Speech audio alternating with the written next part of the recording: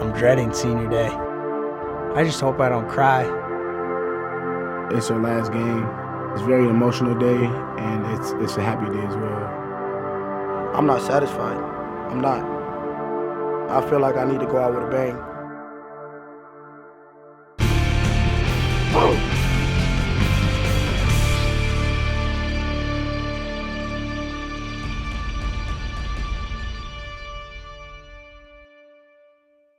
You punch me, I'm gonna punch you. Now let's see who quits first. Venric Mark, right up the middle, goodbye! Touchdown, Venric Mark! At the end of the day, when it comes down to it, we have to be killers out there sometimes. That's what the game of football is. Venric Mark is going all the way, touchdown, Northwestern! You have to make that person that's standing across from you know and understand, man, this guy is crazy.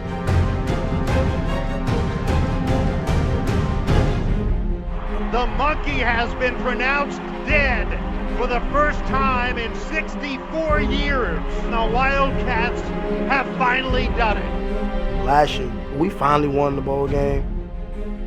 This year, right now, is supposed to be the year. The expectations were to win a Big Ten championship, but that didn't work out.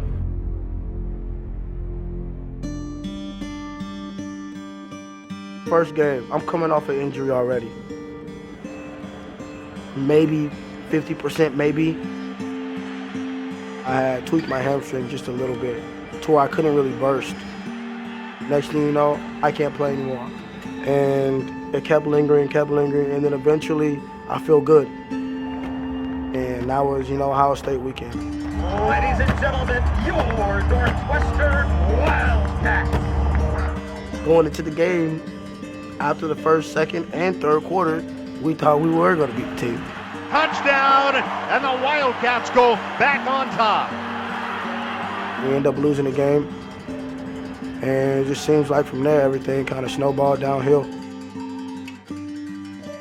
The Wisconsin weekend, first drive, I get hurt.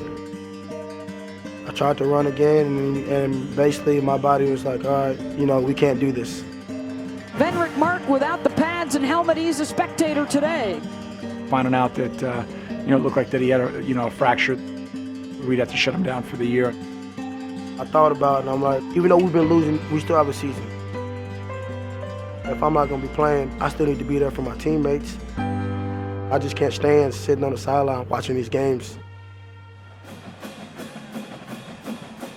This is the scene at halftime here at Minnesota. Right before the end of the first half, Coach Jerry Kill went down on the sidelines and apparently had a seizure.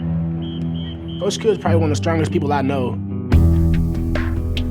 When he had that incident, it was best for me to leave him a text and let him know we're here for you.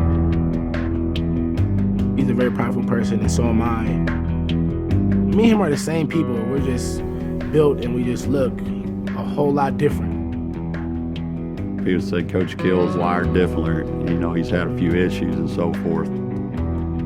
Every once in a while, you got to get after somebody and say, hey, you got to get going now. And you got to push yourself. Man, let me do this, man. Y'all sweating me already, dog. When I got here, I had a couple of people tell me, this guy here's a problem, this guy here's a problem. But I try not to listen to what everybody says when I take a job. I feel like you got to give people a chance. And so I talked with Ra'Shede and I said, this is the way it's going to be. I had that ego and I had that swagger, and Coach Kill was trying to change a program and he had time for that. The first time me and him bumped heads, we had to run extra because the locker rooms weren't clean. And so, I said something under my breath.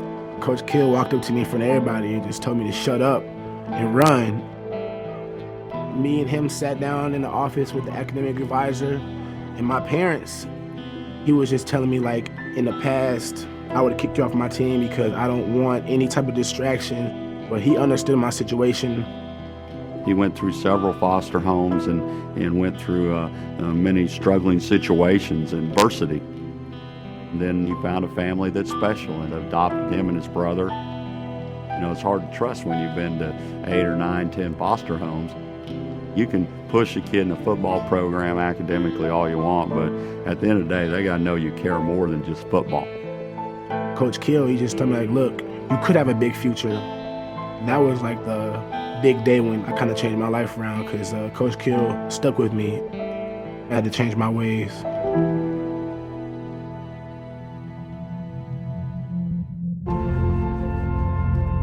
I'm dreading senior day, but it's coming.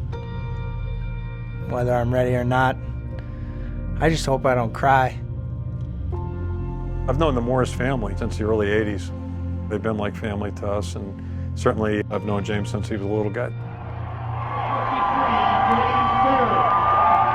It's tough to say goodbye to people. I've also been through it twice as a parent, so I have an idea what Greg and Lynn are going to go through as well, and it's really a very emotional day for certainly for the parents and also the players.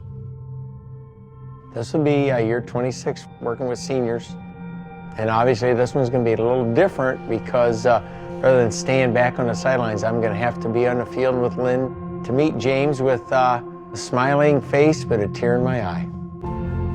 I don't even know what it's going to feel like, because all I know is he's happy, his dad's happy, I'm happy, he's had a great season, he's had a great career at Iowa. What I would want to say to him is this is just another passage in your journey for your life, that this isn't the end. So let's hope we win, right? There's been too many senior days where we've sent the seniors out on a losing note, so I'm a senior now. I don't want to go out on a losing note. The fact that a young kid in a small town in Iowa had a chance to live out his lifelong dream and play at a Big Ten institution, and in the end get a Big Ten education, it's a big deal in our house, and it should be a big deal for anybody that gets that chance.